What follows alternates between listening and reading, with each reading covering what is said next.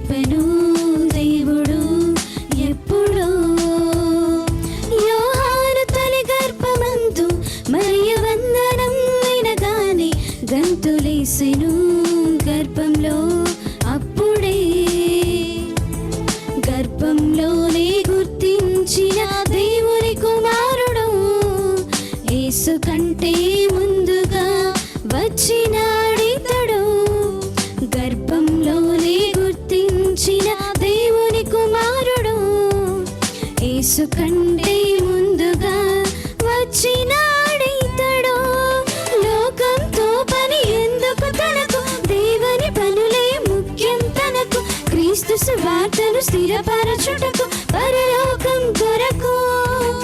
లోకంతో పని ఎందుకు తనకు, దేవుని పనులే ముఖ్యం తనకు. క్రీస్తు సువార్తను స్థిరపరచుటకు పరలోకం కొరకు.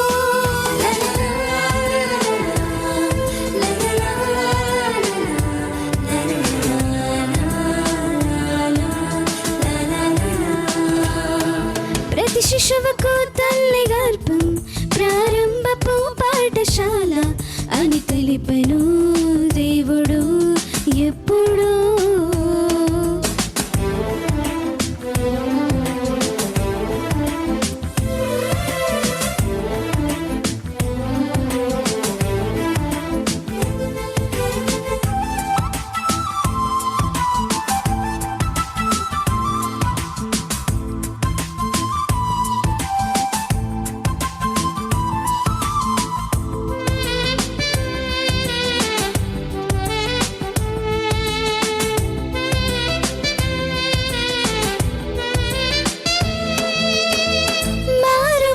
పొందమని తగిన ఫలము ఇవ్వమని బాప్తిస్మమే ఇచ్చిన యోహాను ఇతడే.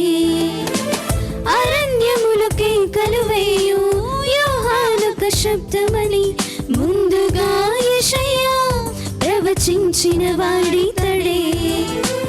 తన వెనుక వచ్చిన వాడే సర్వశక్తిమంతుడని తన చెప్పుల వారును విప్పే అర్హతే తనకు లేదని తననే తానే తగ్గించుకొని అడవిలో బ్రతుకును సహించుకొని దేవుని ఎదుటే మెప్పించుకొని ఇలా యేసుని చూపాడని. తననే తానే తగ్గించుకొని అడవిలో బ్రతుకును సహించుకొని దేవుని ఎదుటే మెప్పించుకొని ఇలా యేసుని చూపాడని.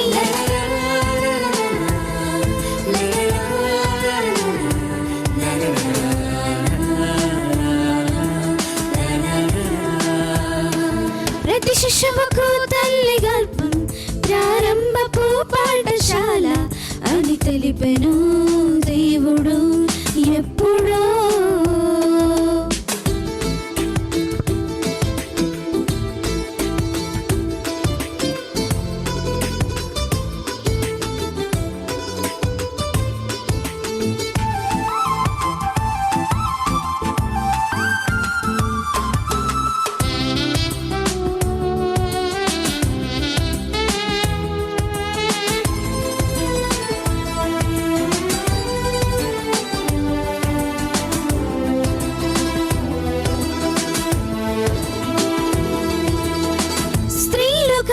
వారిలో గొప్పవాడు యోహానే ముందుగానే మార్గం సిద్ధపరచినాడు ప్రభుకే.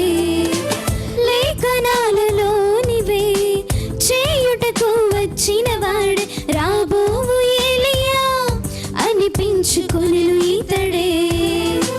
లోక పాపములను మోసే గొర్రె పిల్ల ఇతడే అని ప్రభుని గూర్చి సాక్ష్యమిచ్చి శిష్యులను ప్రభుతో పంపి తండ్రుల హృదయము పిల్లల వైపు, పిల్లల హృదయము తండ్రుల వైపు, మనుషుల హృదయము దేవుని వైపు త్రిప్పెను చివరకు.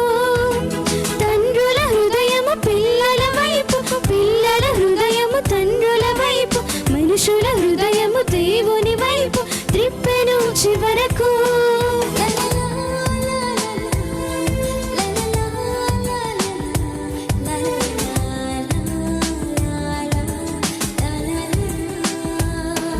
ప్రతి శిశువుకు తల్లి గర్భం ప్రారంభపు పాఠశాల అని తెలిపెను